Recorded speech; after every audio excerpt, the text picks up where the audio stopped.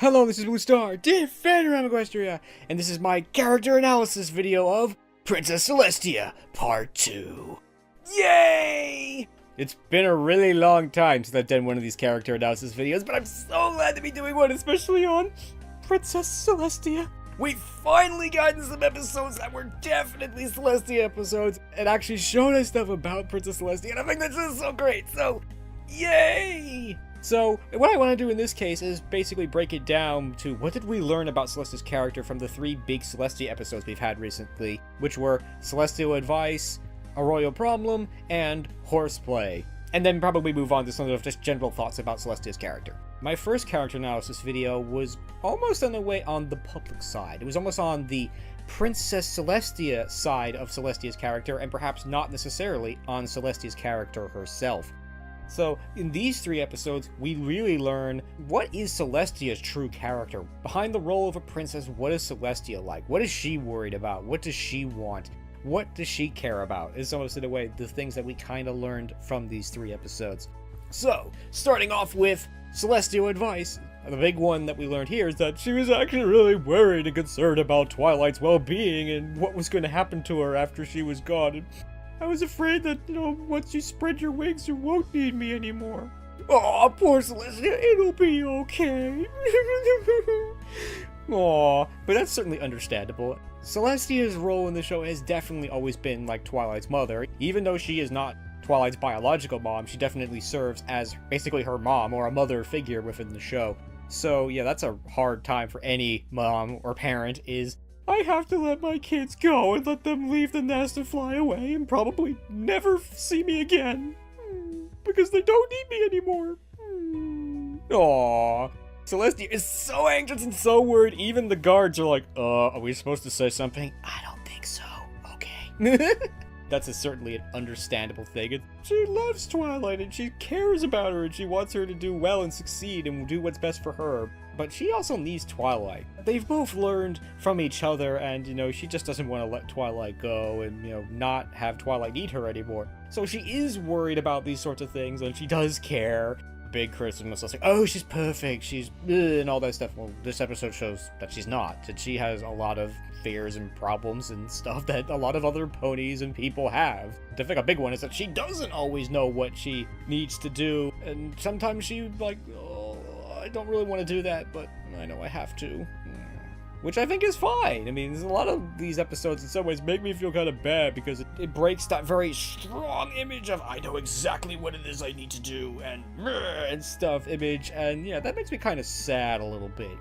But I think in some ways this is exactly what I've wanted. I wanted to show that, hey, Celestia is not perfect, and that, yeah, she's strong, she often knows what to do, but there's a lot of times when she doesn't, and sometimes she wavers a little bit, and she's like, I can't handle this. That doesn't mean that she's weak, it just means that, like everybody, sometimes she needs to go and summon the courage before she can go charging up that hill.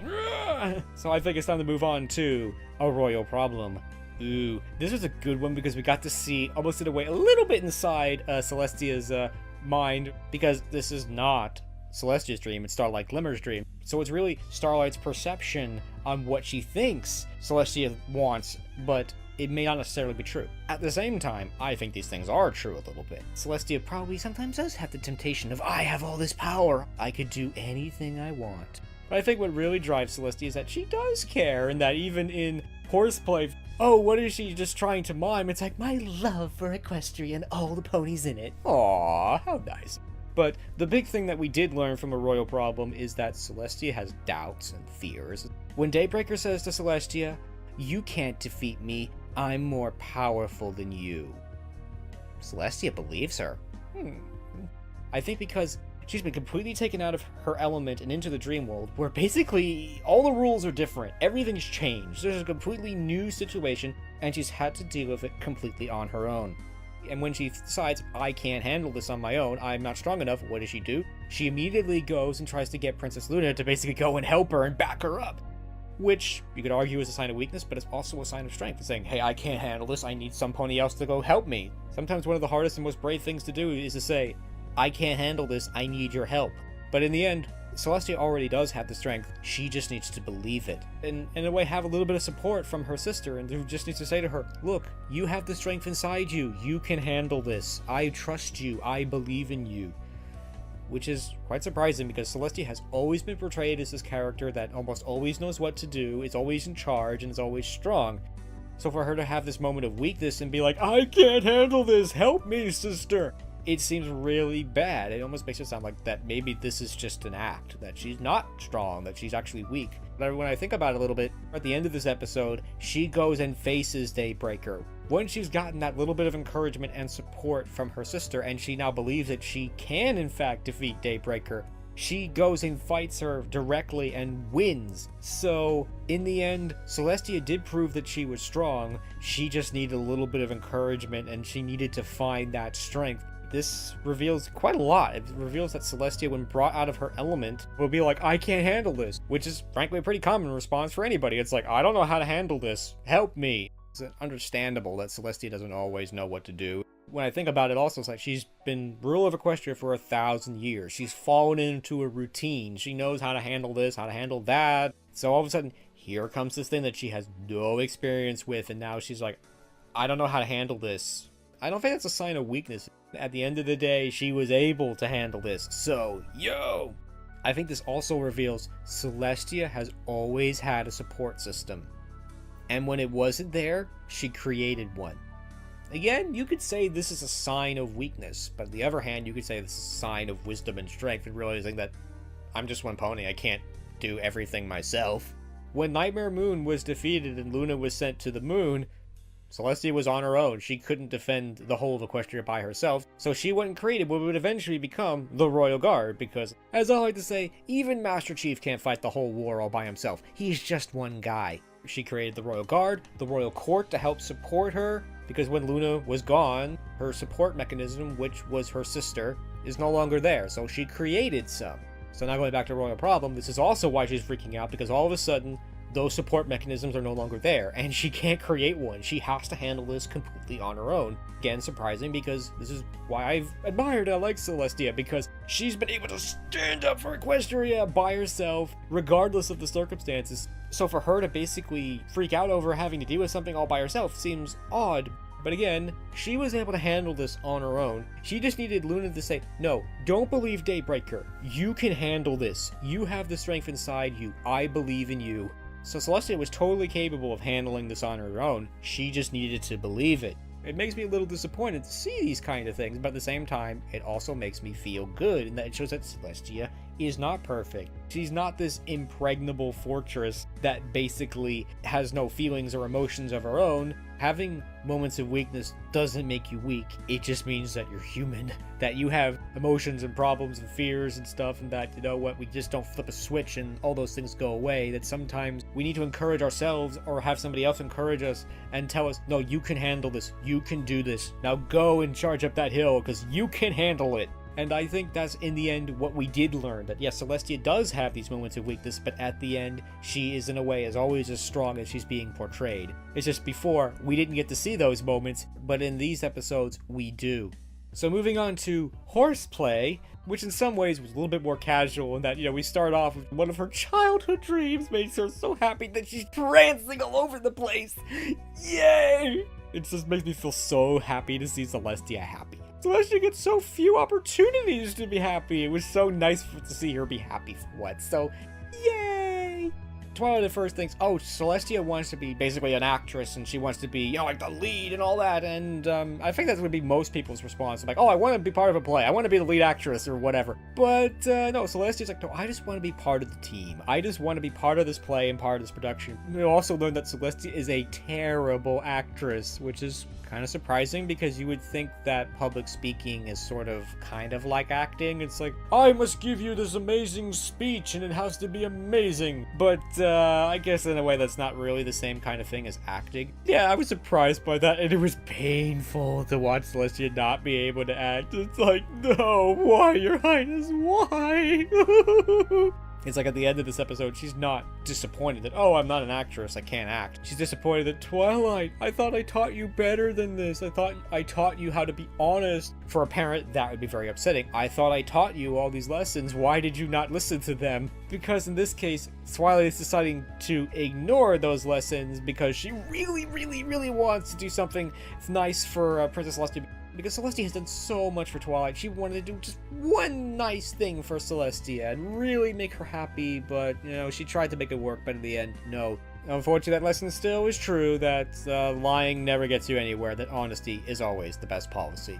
And Celestia is understandably upset. And it was difficult to watch Celestia flying away from Twilight. And on some level, that was definitely deserved. It's like, you know, Twilight, you lied to me, and I'm not talking to you right now.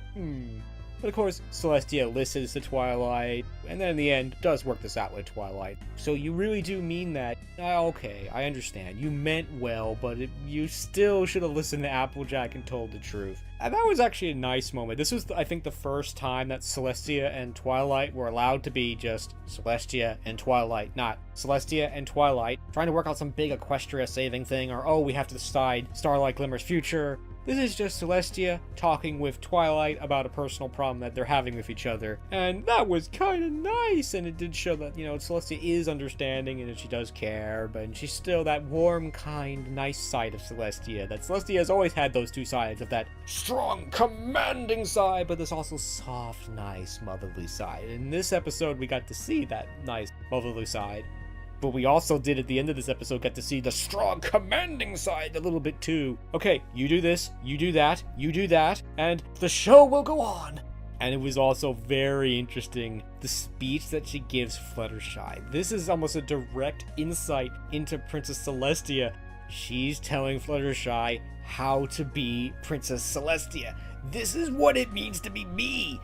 Visualize with me. You are a princess, strong, commanding, confident. Feel the warmth of the sun. Equestria needs you. I almost think this is the speech that Celestia gives herself when she needs to go and summon the strength to go do something. And in some ways I think, is this really what it means to be Celestia or Princess Celestia?